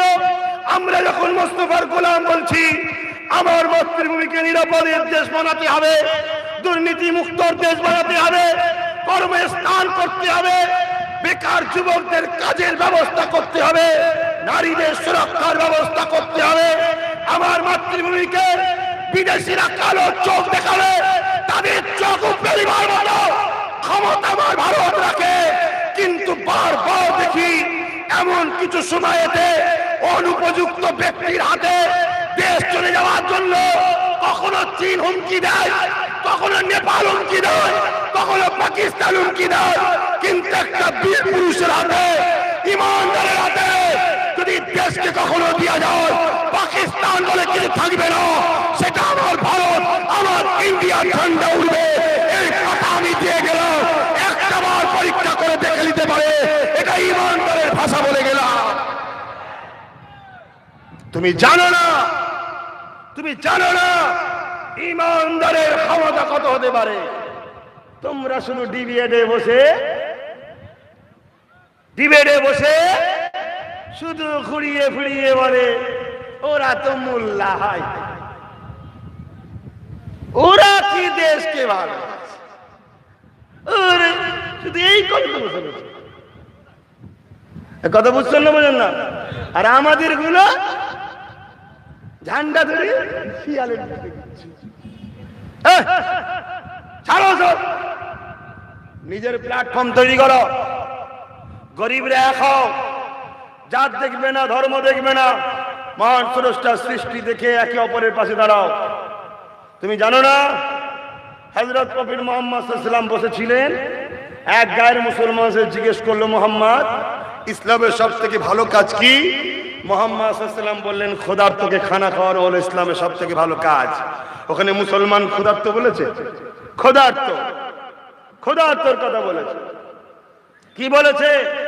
রাত্রিরে খাবার আগে 40 কদম কমসে কম ঘুরবে, 40টা বাড়ি বা 40 কদম তুমি খাবার আগে ঘুরে দেখবে কেউ ক্ষুধার্ত আছে কিনা। তাহলে বলো মুসলমান, তোমার পাড়া প্রতিবেশীতে 40 কদম ঘুরলে 10টা হিন্দুর বাড়ি পড়বে না পড়বে না? ভারতের মুসলমানকে জিজ্ঞেস করছি, বাংলার মুসলমানকে জিজ্ঞেস করছি, তাহলে ওই 40 বাড়ির মধ্যে 10টা যদি হিন্দুও পড়ে, তার মধ্যে কে ক্ষুধার্ত আছে দেখে তাকে আগে খেতে দাও, তারপরে তুমি খাও, এর নাম হলো ইসলাম। তুমি আমাকে রাজনীতি শিখাচ্ছ? হ্যাঁ, রাজনীতি কোনোদিন করিনি, ঠিক আছে, কিন্তু অর্ধেক পৃথিবী চালাবার খুন আমার শরীরে আছে। সিদ্দিক আকবর অর্ধেক পৃথিবী চালিয়েছিল, সেই খুন আমার শরীরে আছে। ফারুক আজম অর্ধেক পৃথিবী চালিয়েছে, যার নাম শুনে পৃথিবীর রাজারা এখনো থারথার করে কাঁপে। একদিন যাচ্ছে এমন করে ফারুক আজম, অর্ধেক পৃথিবীর রাজা যাচ্ছে, আর আমাদের দেশের নেতাগুলো দেখো না, কোথায় আমেরিকার ডোনাল্ড ট্রাম্প আসবে, দিয়াল দিয়ে দিচ্ছে, গরিব না দেখে ফেলে, ইজ্জত লেগে যাবে। কথা বুঝছেন না? চোখে পর্দা দেখি হবে, এখানে পর্দা কখন পড়বে? কি? আর অর্ধেক পৃথিবীর রাজা যাচ্ছে, ফারুক আজম কোথায় যাচ্ছে? শাম দেশে যাচ্ছে। কথা বুঝে আসছে? সেই দেশের বড় বড় গণ্যমান্য লোকেরা দেশের বর্ডারে চলে এসছে, অর্ধেক পৃথিবীর রাজা আসছে, আমিরুল মুমিনিন আসছে, তাকে ইস্তেকবাল করে নিয়ে আসবে। আর গিয়ে দেখছে একটা উট, উটের লাগামটা ধরে আছে একজন, আর উটের পিঠে বসে আছে একজন, কোনো পাহারাদার নাই। মোস্তফার গোলামেরও আজকে কোনো পাহারাদার নাই, একা ঘুরে বেড়াচ্ছে। কথা বুঝে আসছে? কেন? আমরা মৃত্যুকে ভয় করি না, আমরা কারো লুটিনি, কারো ঝাড়িনি, কাউকে আঘাত করিনি, কোন গরিবের মারে খাইনি, আমপানের টাকা চুরি করিনি, করোনার চাল চুরি করিনি। তাহলে আমারও তো টেনশন কিসের? আমি না এই কথা বলবো, সত্য কথা বলবো। বলতে গিয়ে কেউ যদি দুষ্কৃতী মানুষ আমাকে মেরেও দেয়, আমি মনে করি কবরে গিয়ে মোস্তফার দিদার পাবো। জোরে বলুন। এটা তো ভালো জিনিস, অসুবিধে কোথায়? বাঁচতে তো তারা যায় যারা পরে ঝেড়ে খেয়ে মজা লাগে। কি বেশ, যতদিন বাঁচবো ততদিন ঝাড়বো, যতদিন বাঁচবো ততদিন ঝাড়বো, যতদিন বাঁচবো ততদিন ঝাড়বো। কি এমন করে কতদিন চলবে? কি বলে গোলে মালে যতদিন চলে, কি একটা কথা। তো যাই হোক, কোন বডিগার্ড নেই, চিন্তা করছে, সবাই দেখছে, অর্ধেক পৃথিবীর রাজা। আর ঘোড়ার উটের উপরে যে আছে তাকে সবাই ইস্তেকবাল করছে। উটের উপরে যে আছে তার সে লজ্জায় পড়ে গেছে, নিচে নেমে পড়েছে। নেমে বলছে আমি নয়, ওই যে লাগাম ধরে আছে উটের, ওটাই হলো অর্ধেক পৃথিবীর বাদশাহ, শাহিনশাহ। জোরে বলুন। তার মানে একটাই উট নিয়ে যখন রওনা হয়, কিছু দূর যাওয়ার পরে ফারুক আজম বলে দাঁড়াও। উটের পিঠ থেকে নেমে বলে তুমিও মানুষ, আমিও মানুষ, আমি অর্ধেক পৃথিবীর রাজা হয়েছি, আমি উটের পিঠে যাবো, তুমি হেঁটে হেঁটে যাবে, তোমার কষ্ট হবে না, আমারও যেমন হবে তোমারও তেমন হবে। এক কাজ করো, এখান থেকে পুরো এই দেশে যাওয়া পর্যন্ত যে রাস্তা, 2 মাইল আমি চাপবো, 2 মাইল তুমি চাপবে, 2 মাইল আমি চাপবো, 2 মাইল তুমি চাপবে। এই পালাক্রমে যেতে যেতে যেতে যেতে যখন সেই দেশে পড়েছে, তখন দেখা গেছে হুজুরের সাথে যিনি ছিলেন, ফারুক আজমের সাথে তিনার পালা পড়েছিল উটের মাথায়। আর আজকালকার নেতারা করবে, হ্যাঁ এ করবে। এখানে রাস্তায় যাদের ভোট নিয়ে এরা নেতা মন্ত্রী হয়েছে, যাদের ভোট নিয়ে BMW চাপছে, যাদের ভোট নিয়ে স্করপিও চাপছে, যাদের ভোট নিয়ে ব্যাংক ব্যালেন্স করছে, যাদের ভোট নিয়ে বাড়ি তৈরি করছে, যাদের ভোট নিয়ে সুইজারল্যান্ডের টাকা রাখছে, যাদের ভোট নিয়ে এমন করে দুবাইয়ে ঘর করছে, যাদের ভোট নিয়ে অর্ধেক কলকাতা কিনে ফেলেছে, তাদেরকেই মিথ্যা কেস দিয়ে আমার জেলে দিচ্ছে। তারা খেতে পাচ্ছে না, লোকে দুয়ারে দুয়ারে যাচ্ছে। আর এইদিকে তার ভাইপো হাজার হাজার কোটি টাকার মালিক হয়ে যাচ্ছে। এই চিটিংবাজি বন্ধ করে নাই সত্তর ইনকিলাব তৈরি করা আমাদের প্রত্যেকের দায়িত্ব আছে। দালালি বন্ধ করো, ভাড়াটিয়া বন্ধ করো, 2-5 হাজার টাকায় নিজেকে বিক্রি করো না। আজ তুমি 2-5 হাজার টাকায় বিক্রি হয়ে বুথ দখল করবে, কাউকে মারবে, মনে রেখে দিও, তোমার মেয়েটা যখন শ্বশুর বাড়ি যাবে, তোমার মেয়েকে শ্বশুর শাউরি, শ্বশুর বাড়ি এলাকা সবাই খোঁটা দেবে। তোর বাপ তো ডাকাত ছিল, তোর বাপ তো পার্টির দালাল ছিল, তোর বাপ তো গুন্ডা ছিল, তোর বাপ তো পুলিং এজেন্টে দালাগিরি করে পুলিং ভোট চুরি করতো। এ আমার যুবকেরা, তোমার জন্য তোমার মেয়ে সুসাইড করবে, তোমার জন্য তোমার বাচ্চা কলেজে যেতে পারবে না, স্কুলে যেতে পারবে না। আজকে বামফ্রন্টের হয়ে যারা গুন্ডাগিরি করেছিল, লড়াই করেছিল, তাদের ছেলেরা ভালো ভালো পড়াশোনা করার পরে তার বাপ বামপন্থী থাকার জন্য চাকরি পাচ্ছে না। কাল তোমার হবে। অতএব সব গুন্ডাগিরি বন্ধ করো, যার যাকে ভালো লাগবে ভোট দাও। কোন গ্রামে যেন ফেতনা না হয়, গ্রামবাসী ভোটের আগে এক জায়গায় বসে সেটিং করে নাও। কথা কিছু বুঝে আসছে? পুরো গ্রামের মুরব্বীরা বসে এক জায়গায়, এটা তো মুরব্বীদের কাজ। বাপেরা খারাপ নেবেন না, এটা আপনাদের দায়িত্ব। পুরো মুরব্বী এক জায়গায় হবেন, ছেলেদেরকে ডাকবেন, এদিকে আয়, চেপড়ে লাল করে বলবো এদিকে আয়। আপনি তো বাপ হন। যদি আমার গ্রামে রাজনীতিকে কেন্দ্র করে একটা কোন রকম ফেতনা হয়, আমরা পুরো গ্রামের মুরব্বী তোদেরকে গ্রাম ছাড়া করে দেবো। এই গ্রামে কেন ফেতনা হবে? আজকে ফেতনা হলে দেখা যাচ্ছে এই গ্রামের মেয়েরা তারা আতঙ্ক বসবাস করবে। এই গ্রামের ছোট ছোট বাচ্চারা ছোটবেলা থেকে চাচা বাপের মারপিট দেখছে, ভাই ভাইয়ের মারপিট দেখছে। ওরা স্কুলে যেতে হবে না, ওই মারপিটে ট্রেনিং হচ্ছে, গুন্ডা তৈরি হচ্ছে। আর এইগুলোকে বড় প্ল্যান করে দীর্ঘদিন করা হচ্ছে, দীর্ঘদিন করা হচ্ছে। আজকে শুধু মুসলিম এলাকায় গেলেই খবর পাওয়া যায় বিজেপি চলে আসবে, হিন্দু এলাকায় বিজেপির বলে কোনো কিছু আলোচনা নাই। ঠিক না বেডি? কেন এইভাবে আমাদের একে অপরের মধ্যে মারপিট করিয়ে শেষ করে দিচ্ছে আমাদের ঘরে? অতএব অনুরোধ করে যাচ্ছি, যার যাকে ভালো লাগবে সে তাকে ভোট দেবে। কারো যদি বিজেপিকে ভালো লাগে, ওই ভালো লাগার অধিকারটা আমার দেশ তাকে দিয়েছে। কথা বুঝে আসছে না? নাই তোমার ভালো লাগে বিজেপি? এই ভালো লাগে? আমার ভালো লাগে না। তাহলে আমরা গণতন্ত্র প্রক্রিয়ায় বিজেপিকে রুখবো। গণতান্ত্রিক প্রক্রিয়ায় কি? আমরা ভোট ভাগ করব না, আমরা ভোট ভাগ করব না, এক জায়গায় ফেলে বিজেপিকে রুখবো। ঠিক না বেঠিক? এখন এই কথাটা বললে হয়তো কালকে আবার এসে কেউ বলতে পারে, ওটাই তো বুঝাচ্ছি, বর্তমান সময় টিএমসি ছাড়া আর কাকে ভোট দেবে? বলতে পারে না, পারে না? কথাটা তার বলার অধিকার আছে, কিন্তু আমারও বলার অধিকার আছে। টিএমসি বন্ধুদের ঘরে একটা বলুন তো দেখি, জিতার পরে বিজেপিতে যাবেন, সার্টিফিকেট দেন। কথা বুঝছেন না? বিজেপিতে যদি 100টা লোক থেকে তার মধ্যে 80টা তো টিএমসি। ভুল বলছি? তাহলে এখনো যে 100টাকে আমরা জিতবো, ধরুন ওই 100টাকে জিতার পরে বিজেপিতে চলে যাবেন, এর কি সিকিউরিটি আছে? আমার কথা বুঝতে পারছেন? একটা কোম্পানি আমি বার করলাম, ওই কোম্পানির মালপত্র যে খাবে তা থেকে 8 আনা পয়সা লাভ হবে, ওই টাকা থেকে অস্ত্র কিনবো মুসলমানকে মারার জন্য। ওই কোম্পানিতে যে যত মাল কিনবে মূলত মুসলমানদের ক্ষতি করছে না, করে না? ঠিক না বেরিক? তাহলে আজকে একটা টিএমসি নামক কোম্পানি, এই কোম্পানিকে যত ভোট দেবে তত বিজেপি শক্তিশালী হবে। তাহলে এই কোম্পানিকে ভোট দিয়া মানে নিজেরাই বিজেপিকে শক্তিশালী করছি না? তাহলে যারা যারা টিএমসি কে ভোট দিয়েছিলেন আজকে নিজের বিবেককে প্রশ্ন করুন তো, বিজেপি আনার মূলে আপনি দোষী না দোষী না? কথা বুঝে আসছে?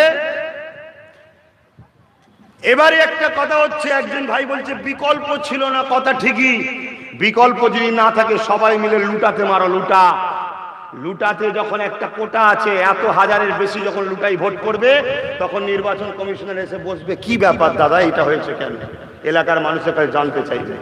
কিন্তু তখন নাই বিকল্প ছিল না। এখন বিকল্প হয়েছে না হয়নি? এখনো হয়নি, এখনো হয়েছে না হয়নি? তাহলে আর বাবা ইদিক উদিক নয়, একা থাকা 3 জন থাকা শক্তিশালী বেশি না কম? তাহলে যে কোনো ভাবে 3 জন হওয়ার জন্য আমি দরজা একটু লুজ দিচ্ছি। এবারের মতো 3 জন এক জায়গায় হয়, একটু লুজ দিই, কি করা যাবে? কথা বুঝছেন না, বোঝেন না? অথচ আমরা 3 জন এক জায়গায় যদি হয় তাহলে শক্তিশালী বাড়বে না কমবে? অলরেডি 2 জন তো এক জায়গায় হয়ে গেছে, জানেন তো নাকি? অথচ এই এলাকায় যারা আছেন 2 জন, আমি আর তুমি, তুমি আর আমি, আর ভেদাভেদ না, সব এক জায়গায় হয়ে যাও, একসাথে কাজ করো, একসাথে সব মিলেমিশে থাকো। কথা বুঝে আসছে? যেখানে আমি থাকবো তুমি আমি এক হয়ে আমারটাকে জিতাবে, যেখানে তুমি থাকবে আমি তুমি মিলে তোমারটাকে জিতাবো। কথা বুঝে আসছে না? নয়, খবরদার এদিক উদিক না হয়ে যায়। আমারও এদিক উদিক হলে তোমার লস, আর তোমার এদিক উদিক হলে আমারও লস। 2 জন মিলে আর একজনকে চেষ্টা চলছে, 3 জন মিলে যদি সরকার করতে পারি 3 জন রিলাম। হ্যাঁ ঠিক না বেটি? অতএব সরকারে আসতে হবে। বলবেন এবার তো ডাইরেক্ট হচ্ছে, হ্যাঁ একটু ডাইরেক্টই দিয়ে যায়, 2021-এ ভোটটা আমায় দিতে হবে। হ্যাঁ রাজি আছেন? রাজি আছে? মা বোনেদেরকে বলেছে, তারা কি বলছে? হ্যাঁ, ভোটের দিনে সকাল সকাল একদম রেডি হয়ে একসাথে যাবেন, একসাথে। আর ওই দিনটা ইদিক উদিক নয়, আশপাশেই থাকবেন, সিল করে একদম পৌঁছে যাওয়া পর্যন্ত থাকবেন। কথা বুঝে আসছে না? আর গোনার দিনে যারা যাবে যাবে, চতুর্দিকে আরো 50-60 হাজার থাকবো। পাকামো করলে আমরাও ছাড়বো না। কথা বুঝছেন না?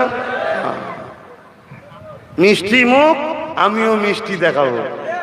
মুখ যদি তেতো হয়ে যায়, এমন তেতো দেখাবো 1 সপ্তাহ কিছু খেতে পারবি না।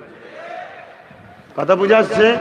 অনেক হয়েছে এখানে। এই লড়াই আমার দেশের জন্য, এই লড়াই আমার বাংলার জন্য, এই লড়াই আমাদের বাচ্চাদের ভবিষ্যতের জন্য, এই লড়াই আমার মাতৃভূমির মেয়েদের ইজ্জত বাঁচাবার লড়াই, এই লড়াই আমার বাংলার বেকার যুবকদের অস্তিত্ব কর্মসংস্থানের ব্যবস্থার লড়াই, এই লড়াই বন্ধ কারখানাগুলোকে খোলার লড়াই, এই লড়াই শিক্ষা প্রতিষ্ঠানের ভ্যাকান্সি যে খালি আছে ওগুলোকে পূরণ করার লড়াই, এই লড়াই ট্যাপ দিয়ে ভোট নেবার লড়াই নয়, এই লড়াই হলো মানুষের ভবিষ্যৎ গড়ার লড়াই। অতএব এই লড়াইয়ে কোনো বন্ধুত্ব নয়, এই লড়াইয়ে কোনো লাল চোখের ভয় নয়, এই লড়াইয়ে কোনো গুন্ডা মস্তানের দাদাগিরি নয়, এ লড়াইয়ে কাউকে চিনি না, রক্ত জীবন যা লাগবে সব দিয়ে এই লড়াইয়ে কামিয়াব হতে হবে, এটা আমরা বলে গেলাম।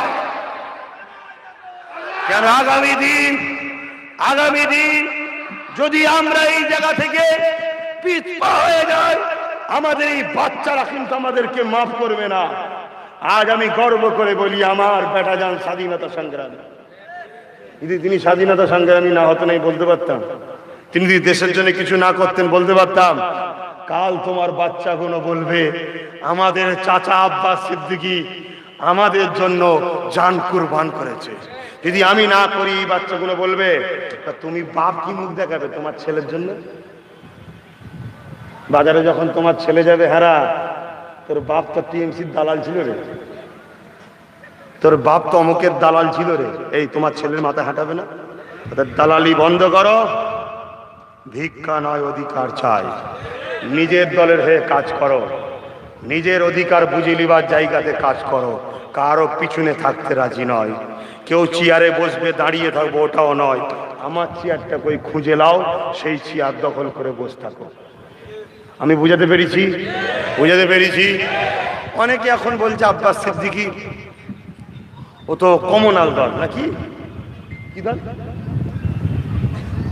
কি বলছিল একটা মুসলমানদের দল না, মুসলমানরা কি এটা বলছিল, সাম্প্রদায়িক দল। সর্বপ্রথমে সাম্প্রদায়িক আওয়াজটা তুলেছে টিএমসির লোক। তাহলে মুসলিম কোন দলের যদি আগে থাকে এই দলটা সাম্প্রদায়িক হবে, তার মানে টিএমসি বুঝাতে চাইছে মুসলমান মানে হলো সাম্প্রদায়িক। যে কথাটা বিজেপির কথা, ঠিক না বেঠি? তাহলে একই সুর পাওয়া যাচ্ছে না, যায়নি, মিলিয়ে নিয়ে বিজেপি বললে ওর কথাকে গুরুত্ব দিই না, ও বকে, উল্টো পাল্টা বকে, আমাদের জানা হয়ে গেছে, ঠিক না বেটি? যেমন আমাদেরই কেউ আপনজন একজন আমার বিরুদ্ধে বলে লোক আর গুরুত্ব দেয় না, কি বুঝে নিয়েছে ও বকে। ঠিক তেমনই বিজেপি কিছু বললে লোক গুরুত্ব দেয় না, ওর অভ্যেসে এরকম যারা বলা কি করে বিভাজন করে করব।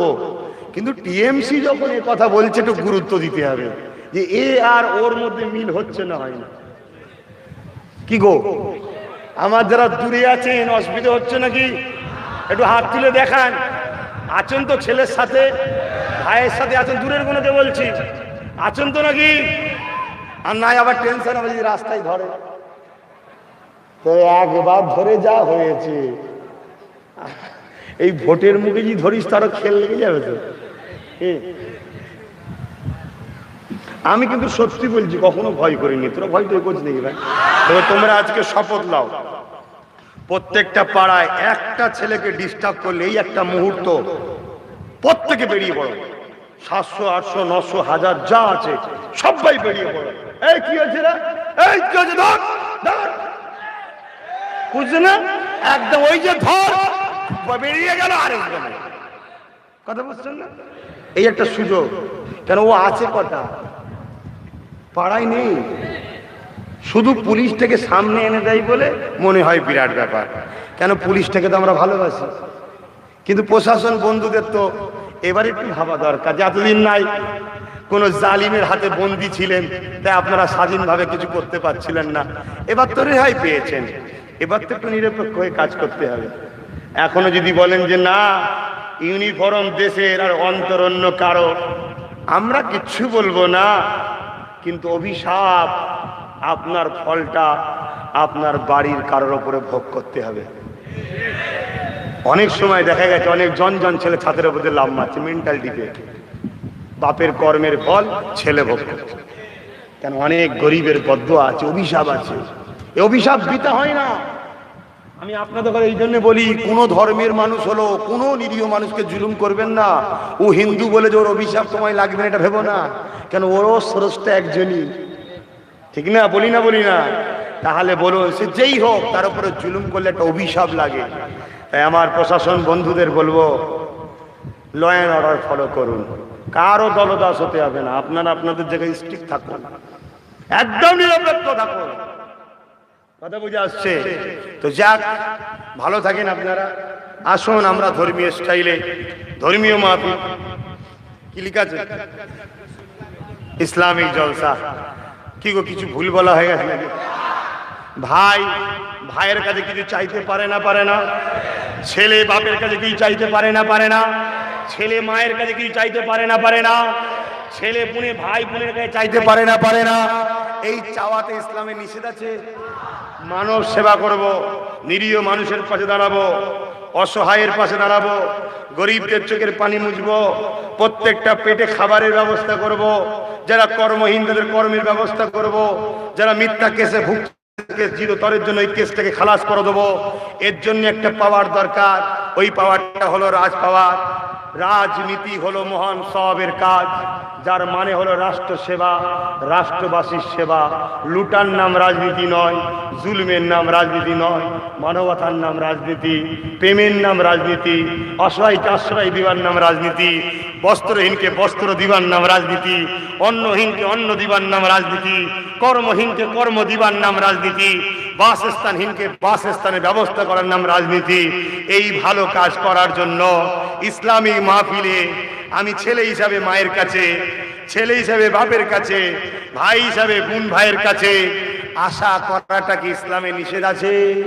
তাই আশা করছি 2021-এ আমি যাকে যেখানে ভোট দিতে বলবো, কে ক্যান্ডিডেট দেখবেন না, অভিযোগ আমি যখন শুনবো আমার উপর যে ভরসা থাকে, আপনি তাকে ভোট দিবেন, তাকে জয় করে মানে জিতাবার ব্যবস্থা করবেন, এই আশা আমি রাখতে পারি, রাখতে পারি, রাখতে পারি। খুব খুশি হলাম, বিদায় নেব। তবে আমি বলে যাব, আপনারা প্রত্যেকে কিন্তু একে অপরের ছায়া হয়ে থাকুন। একজনকে আঘাত দিচ্ছে, হাসবেন না, কাল আপনার পালা আসছে। ক্যান্সার রোগ বোঝেন? ক্যান্সার, ক্যান্সার রোগের থেকেও মারাত্মক রোগ হলো জালি। এর জুলুম করে করে এমন অভ্যেস হয়ে যায়, কখনো দেখবেন ঘরে এসে বাপের সাথেও মিজাজ নিয়ে ফেলে। কথা বুঝছেন না, বোঝেন না? অতএব ওকে মারছে, তুমি খুশি হও না, কাল তোমার পালা আসছে। তা আসুন একটু বিদায় নেব, তার আগে সালাম দেবো, দোয়া করব। ধর্মীয় মাহফিলে একটু সালাম দেবো। ইয়া নবী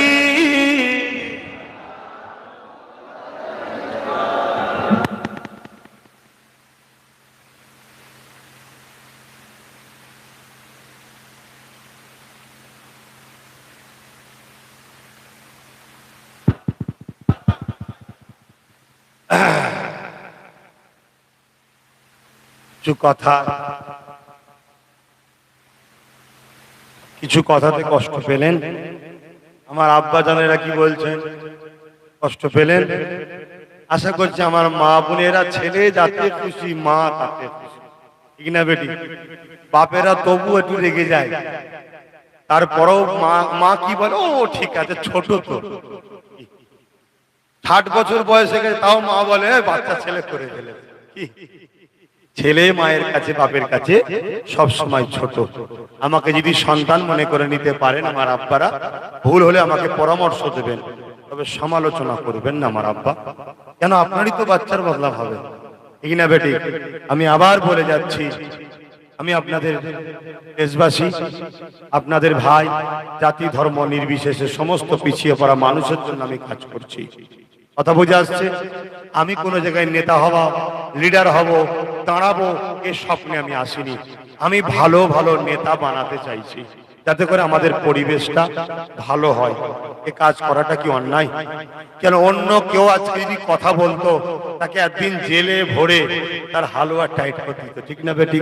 কিন্তু আপনাদের মনে অনেক ব্যথা ছিল, অনেক কষ্ট ছিল, অনেক দুঃখ ছিল, কেউ বলতে পারেননি। আজ আমি বলেছি বলে তো এই পরিবেশটা চেঞ্জ হয়েছে, ঠিক না বেটি? কিন্তু আমি একবারও বলেছি যে আমি নেতা হব, কিন্তু আপনারা যদি আমার কথা বিশ্বাস করে রাখেন, আমার যাকে বলবো জিতিয়ে যদি সরকার বানাতে পারেন, আমি বলে যাচ্ছি যে কোনো সমস্যায় পড়বেন, অভিযোগ আমাকে শোনাবেন। আপনারা আপনাদের এলাকার এমএলএ কে দেখতে পান, কিন্তু প্রতি শুক্রবার রোববারে গেলে আমি দেখতে পান না? সবাইকে জিজ্ঞেস করছি, আপনারা কি ভাবছেন আমি অন্য কিছু হয়ে যাব নাকি? আমার বিশাল সিকিউরিটি থাকবে, চেক করে ঢুকানো হবে, এরকম ভাবছেন নাকি? আরে আমি যদি, আমার আল্লাহ যদি আমায় বলে বাঁচাবো, বাগদাদের জমিনে হাজার হাজার পরমাণু বোমা ফেলেও ফাটে না। কেন? আল্লাহর হুকুম হয়নি। ঠিক না বেটি? আল্লাহ যদি বলে বাঁচাবো, আমার কিছু মেশিন লাগবে না, আল্লাহ বেঁচে রাখবে। আর আল্লাহ যদি বলে মারবো, যতই আমার যাই হোক না কেন সেদিন যেতে হবে।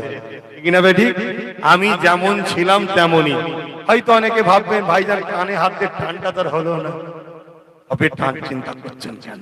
ভোটটা হয়ে যাক, ভোটটা হয়ে যাক, আবার আসবো, বাবারা শুরু করবো, চিন্তা করছেন কেন? হুজুর হুজুরি থাকবো, অন্য কিছু হবনি, কিন্তু এই সমাজের অন্ধকার থেকে মানুষকে বাঁচাতে হবে, এটাও হুজুরের দায়িত্ব আছে না?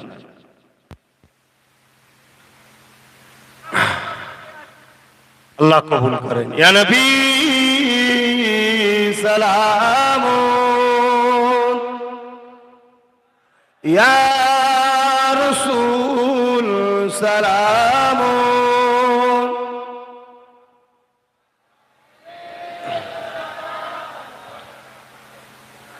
ইয়া আবি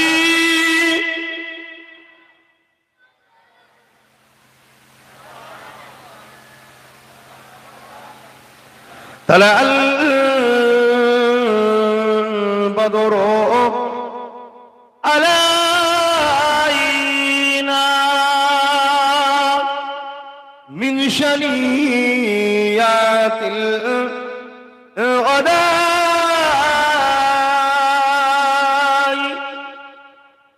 وجب الشكر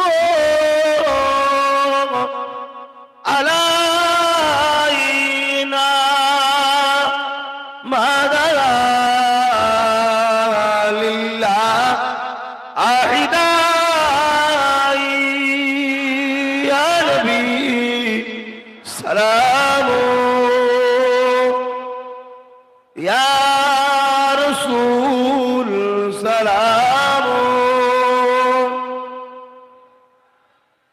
يا حبيب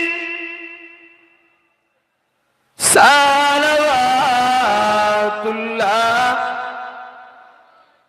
দোয়া হবে সকলে বসেন।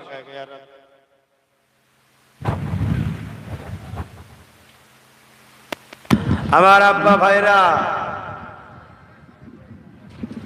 শুনছেন? একটা কথা বলে যায়, শুনছেন না? প্রশাসনের সঙ্গে কখনো খারাপ ব্যবহার করবেন না, এটা আমি বারণ করে গেলাম। তবে হ্যাঁ, আমার কাছে গোপন খবর আছে, যেটা প্রশাসন ভাইয়েরা মিডিয়ার মাধ্যমে যদি কখনো কানে যায় খেয়াল করবেন, অনুরোধ করছি। যে তথাকথিত কিছু রাজনীতির লোকেরা পুলিশের বা মিলিটারি যেসব ছাপা ছাপা ড্রেস হয় না, র্যাপের, ওই ড্রেস কিনেছে, ওই ড্রেস ওই পরিয়ে ভাঙা গাড়ি দিয়ে গ্রামে গ্রামে ঘুরিয়ে ঘুরিয়ে মানুষকে চমকাচ্ছে, ভয় দেখাচ্ছে। প্রশাসনের কাজ নয় কোনো মানুষকে বলা টিএমসি কে ভোট দিবি কি আব্বাস সিদ্দিকী ভোট দিবি, এটা প্রশাসনের কাজ নয়। যখনই কেউ এটা বলবে জানবেন ওই 2 নম্বর, এটা অরিজিনাল পুলিশ নয়। অতএব 2 নম্বর যদি কেউ পুলিশ সেজে থাকে, তার জন্য আমার দেশের প্রশাসনের বদনাম হবে না? হবে না? অতএব এই 2 নম্বর গুলোকে সমাজের বুকে প্রচার করা দরকার আছে। কথা বুঝে আসছে? অতএব সঙ্গে সঙ্গে তার তদন্ত নেবেন, এ দেখবেন অরিজিনাল নয়, 2 নম্বর। প্রশাসন বন্ধুদের জন্য আমার অনেক আন্দোলন আছে, আপনারা নিশ্চয়ই শুনেছেন। কেন প্রশাসনদেরকে আমি ভালোবাসি, এটা প্রশ্ন উঠতে পারে। প্রশাসন হলো আমার দেশের একটা পার্ট, একটা পার্ট। তারা আমার দেশ ও দেশবাসীর ভেতরের মানুষকে নিরাপদ দেয় দুষ্কৃতীদের হাত থেকে, ডাকাতের হাত থেকে, সমাজ বিরোধীদের হাত থেকে। এবার আপনাদের মনে হবে আরে সমাজ বিরোধী তো ভাইজান প্রশাসনের গাড়িতেই ঘোরে, আপনি দেখেননি? না ভাই, প্রশাসনের গাড়িতে তারা ঘোরে না। কিছু নিরীহ পুলিশের ওপরে জুলুম হয় রাজনীতির নেতাদের পাওয়ারে পড়ে। এই জন্যই আমাদেরকে উচিত ভালো লিডার তৈরি করা, যারা প্রশাসনদের উপরে জুলুম যাতে না করে। কথা বুঝে আসছে? আজকে আমার দাবি হলো যদি ক্ষমতায় আসতে পারি 50 থেকে 60 দিন প্রশাসন ভাইদের ছুটির ব্যবস্থা করতে হবে, এবং অমিতাভ দাদা সেই যে মারা গিয়েছিল জানেন না, সেই বিমল গুরুংয়ের সঙ্গে দিদিমণি হাত মিলিয়েছে। প্রশাসন ভাইদের বোঝা দরকার যে পুলিশকে খুন করেছে যারা, তাদের সঙ্গেই আজকে গদির জন্য দিদিমণি হাত মিলাচ্ছে। তাহলে পুলিশেরও ইজ্জত নাই, নিজের গদি আগে দরকার। তাই বলবো নিরপেক্ষভাবে আপনারা আপনাদের দাদার ভাইয়ের সহপাঠীর সে অমিতাভর প্রতিশোধের জন্য আপনারাও ভাববেন। আর আপনাদেরকে বলে যাই, আমার দেশের গর্ব, প্রশাসনের উপরে যারা অত্যাচার করেছে অমিতাভ দাদার সাথ দুশ্মনদের বিরুদ্ধে আমরা লড়ব, এবং তাদেরকে যারা সাথ দিচ্ছে তারাও দুশ্মন, তাদের বিরুদ্ধে আমরা লড়ব। ঠিক না বেটি? বহু সিভিক ভলেন্টিয়ার বা প্রশাসন দাদাদের উপরে মাইনে নিয়ে আননি অনেক দিক দিয়ে অত্যাচার হচ্ছে। রাস্তায় গাড়ি আটকায়, হাত পেতে টাকা লাই, বহুত পুলিশ অফিসার গাড়ি চাপা পড়ে যায়, এসব অনেক ইতিহাস ঘোষণা যায়। ঠিক না বেটি? অ্যাকচুয়ালি আমরা অনেকে হয়তো মনে করি পুলিশ ঘুষ খায়, অনেকে গাল দিই, খবরদার দেবেন না। আমি বলে যাচ্ছি পুলিশ ঘুষ খায় না, পুলিশ ঘুষ খায় না। পুলিশের ইউনিফর্মে পার্টির ক্যাডাররা ঘুষ খায়, পুলিশ কখনো ঘুষ খায় না। দ্বিতীয় নম্বর, কিছু পুলিশ অফিসারকে বা পুলিশকে তথাকথিত রাজনীতি গুন্ডা, দাবিদা গুন্ডারা, তারা এই ভোটের সময় এসে গেল বলে দেয় 50 লাখ টাকা তোমার থানা থেকে তুলে দিতে হবে, নাই তোমাকে ট্রান্সফার করে এমন জায়গায় পাঠাবো তোমার জান শেষে যাবে। বেচারি বাধ্য হয়ে তখন হাত পাতে লোকের কাছে। না কে চায় তার মাকে গাল খাওয়াবে? কে চায় তার বাচ্চার উপরে গরিবের অভিযোগ হোক? কেউ চায়? খবরদার পুলিশদের উপরে খারাপ মন্তব্য করবেন না। এই কথা আমি প্রায় জায়গায় বলে থাকি, না বলিনি? আজও এখানে বলে গেলাম, মাথায় রাখবেন, মাথায় রাখবেন, মাথায় রাখবেন। অনেক ভিডিও এমনও দেখা যাচ্ছে প্রশাসনরা কাঁদছে যে আমরা চাকরি করব না, আমরা কৃষকদের করে মারতে পারবো না, বাধ্য হয়ে তাদেরকে চাপ দেওয়া হয়। আজকের পুলিশ যদি কথা না শোনে, তাকে দেখা যাবে নেতা মেন্টাল টর্চার করবে। কোথায় কিছু না ফোন করে, কোথায় কি হয়েছে, অমুক জায়গায় এক্ষুনি এই জায়গায় আসো, এই অমুক জায়গায় দাঁড়িয়ে থাকো, এই করো, এইভাবে তাকে প্রেশান করবে, বাধ্য হয়ে যায়। বা মিথ্যা কেসে তাকেও জড়িয়ে দেবে, বা কোনো ওই বিমল গুরুংয়ের মতো গুন্ডাদের তাকে মেরে দেবে। তাদেরও তো একটা জীবন আছে রে ভাই, বাধ্য হয়ে তারা করে। তাই এমন গভর্নমেন্ট তৈরি করো, এমন এমএলএ তৈরি করো যে যেন মানুষকে মানুষ মনে করে, প্রশাসনকে যেন সম্মান দেয়, দেশকে যেন ভালোবাসে, দেশবাসীকে যেন নিরাপদ দেয়। তুমি এমন লোককে ক্যান্ডিডেট দেখে ভোট দাও। আমি আমার কথা বলে যাচ্ছি, মনে রাখবেন, হ্যাঁ কারোর সঙ্গে আমি সাপোর্ট করছি। যদি দুর্নীতিবাজ, গুন্ডা, থাপ্পাবাজ, বদমাইশ লোক যদি ক্যান্ডিডেট হয়, তাকে তোমরা ক্ষমতায় এনুনি, সে আবার তোমায় জ্বালাবে। তা বুঝে আসছে না? নাই, ভালো মুখ দেখাও, ভালো ছেলেকে দাও, ভদ্র ছেলেকে দাও, সমাজ সেবা ছেলেকে দাও। তবে একটা কথা আমি বলে যেতে পারি, সেই কথা হলো এটাই, আব্বাস সিদ্দিকী যদি কাউকে বলে যে ওকে ভোট দাও, আর তুমি যদি আমার কথায় ওকে জিতাও, আর ও যদি জিতার পরে তোমার সঙ্গে খারাপ ব্যবহার করে, আমি বলে যাচ্ছি জনগণের হাতে একবার ধরে এরম দিয়ে দেবো। চ্যালেঞ্জ দিয়ে গেলাম, ধোঁকাবাজি চলবে না, আর পাবলিকের ধোলাইয়ের কোনো বিচারও হয় না। কথা বুঝে আসছে? এরা এখন 2-4টাকে দিয়ে দিলে দেখবে সব শয়তান ঠান্ডা হয়ে যাবে। এবার এখন ভাববে আব্বাস সিদ্দিকী তাহলে কোন দলে, বলতে কিনা আমি কোনো দলে নয়, আমি গরিবদের দিকে, গরিব বাঁচাতে নেমেছি, না আমার কোনো দরকার নেই রাজনীতি করা, গদিতে বসে থাকলেই আমার টাকার অভাব নেই। এই ভুল বলছি? তোমার বাড়ির আম্মা, তোমার বাড়ির বোন, আমারও বোন, আমারও আম্মা, তোমার বাড়ির আব্বা, তোমারও আব্বা, আমারও আব্বা, তোমরাই তো নিজের টাকা দাও। এই 3 দিনই সাল সাবা দেবে, লাইন লাইন, হাজার লোকের লাইন দাঁড়িয়ে আছে, লাইন শেষ হচ্ছে না, কি ব্যাপার? টাকা দিবার লাইন, টাকা দিচ্ছে লাইন দিয়ে, দেয় না? দেয় না? আমাকে তো দেয়, আর কাকে দেয় না? আমাকে দেয় লাইন। তাহলে আমার টাকার অভাব আছে? হ্যাঁ, সম্মানে ইজ্জতের সাথে পাই না, পাই না। অতএব আপনারা এটা মাথায় রাখবেন, কখনো দুর্নীতিবাজদের সঙ্গে হাত মিলাবেন না।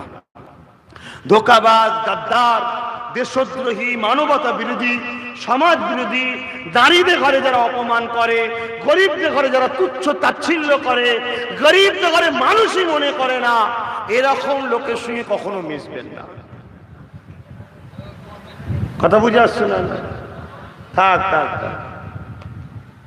তো যাক, এই কথাগুলো বলে গেলাম, আপনারা সকলে মিলেমিশে থাকবেন। আমি বিদায় নিই, আপনার নামাজের সময় হচ্ছে, আমাকে কেউ ধোকা দেবেন না তো? কি গো মচকে মচকে হাসছো? আচ্ছা বলো তো, যদি আমায় ধোকা দিলে আমার ক্ষতি বেশি না তোমাদের ক্ষতি? এটুকু বুঝতে শেখো। সাথ দেবে? হাত তুলে বলো সাথ দেবে। ধোকা হবে না তো? হিন্দু, দলিত, আদিবাসী সবাইকে নিয়ে মিলেমিশে থাকবে। যতই কেউ কাজকে ভাগ করতে চাক, আমরা ভাগ। যদি হিন্দু ভাইরা আমাদের থেকে সরে যেতে যায়, জোর করে জড়িয়ে ধরবো, জোর করে যে জড়িয়ে ধরবো, ছাড়বুনি। ঠিক না বে ঠিক? হাজার হাজার বছর একসাথে, ছোটবেলা থেকে একসাথে, সব সময় একসাথে পালাবি মানে জড়িয়ে ধরে রাখবো। ঠিক না বে ঠিক? আমার যেখানে দাদাদের সংখ্যা বেশি, তারা নেতা হবে, তারা সেখানে নেতৃত্ব দেবে, আমরা দাদাকে সাপোর্ট করব। যেখানে আমরা বেশি, আমাদের পক্ষ থেকে দাঁড়াবে, তারা আমাদেরকে সাপোর্ট করবে। এটাই হলো ভারতবর্ষ, এটাই বাবা সাহেব আম্বেদকরের কথা, সংখ্যা অনুপাতে ভাগীদারি। অতএব আমরা 27% কি 30% আমরা যেখানে বেশি আমরা থাকবো, যেখানে আমার দাদারা কাকুরা বেশি, সেখানে দাদা কাকুদেরকে আমরা সাপোর্ট করব। ঠিক না বেটি? এভাবে আমরা মিলেমিশে থাকবো। আমরা কোনো এমন করে বিভাজন যারা করবে, তাদের থেকেই দূরে থাকবো। ঠিক না বেটি? হাত না বান। আমি অনেক জায়গায় 60% মুসলমান আছে, সেখানেও আমি হিন্দু ক্যান্ডিডেট দেবো। আপনাদের অসুবিধা আছে? অসুবিধা আছে? কোনো অসুবিধা নেই, আমরা তো দিয়ে আসছি। আমার দরকার কাজ, আমার দরকার কাজ। তোমার 5 লাখ মতো নিয়ে মুসলমান আমি কি চুষে খাবো নাকি? ওই যে 5 লাখ মুসলমানটা, ওরা নিয়ে কোনো লাভ আছে? এই কোনো লাভ আছে? ওর থেকে একটা হিন্দু দাদা যদি কাজ দেয়, ভালো মাসে দেয়, তো সে আমার কাছে আপন। ঠিক না বেটি? হ্যাঁ, এ তো ধর্ম শিখতে আমি তাকে নেতা বানাই না, তাকে নেতা বানিয়েছি আমার রাষ্ট্র সেবা, আমাদের কর্মর জন্য বানিয়েছি। ঠিক না বেটি? অতএব এটা মাথায় রাখবেন। তো যাক, আমাদের সবাইকে প্রভু ভালো রাখেন। বিদায় নেব, আল্লাহ আমাদের সকলকে খুশিতে রাখেন। আর নামাজ হবে, নামাজ পড়ে নেবেন। আচ্ছা, আজানটা হয়ে যাবে, সকলে তেলাওয়াত করুন।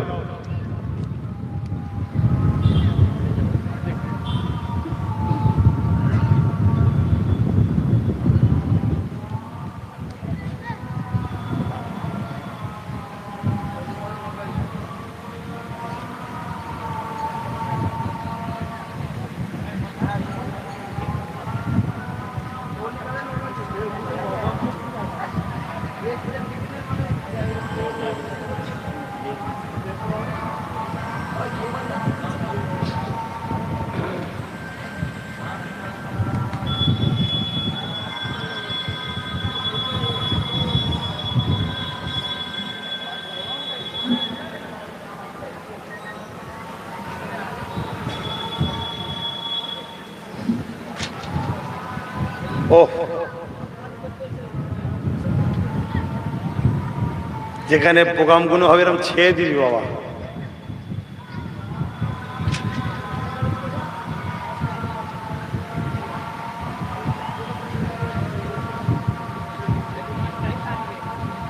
اللهم رب هذه الدعوة التامة الصلاة القائمة آت محمد وسيلة الفضيلة والدرجة الرفيعة وبعثه مقاما محمودا إلا جواد ترزقنا الصفات إنك لا تخلف الميعاد।